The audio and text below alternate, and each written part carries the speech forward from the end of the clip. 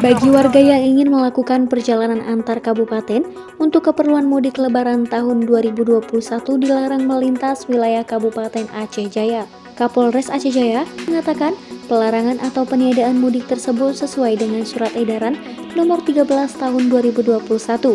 Terhitung mulai 6 hingga 17 Mei 2021, hal ini dilakukan pemerintah dalam upaya pengendalian penyebaran COVID-19.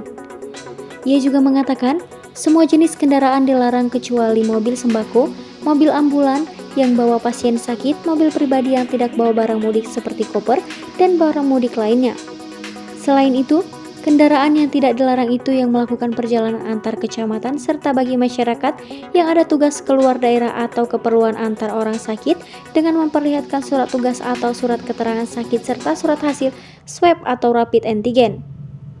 Terkait larangan mudik ini, kita sudah mendapat surat edaran dari Menteri Perhubungan dan juga perintah dari Bapak Kapolri bahwa dimulai tanggal 6 Mei 2021 sampai tanggal 17 Mei tahun 2021, masyarakat dilarang mudik baik dari antar kabupaten maupun antar provinsi guna memutus mata rantai penyebaran virus COVID-19 dan juga mengurangi kerumunan di beberapa tempat.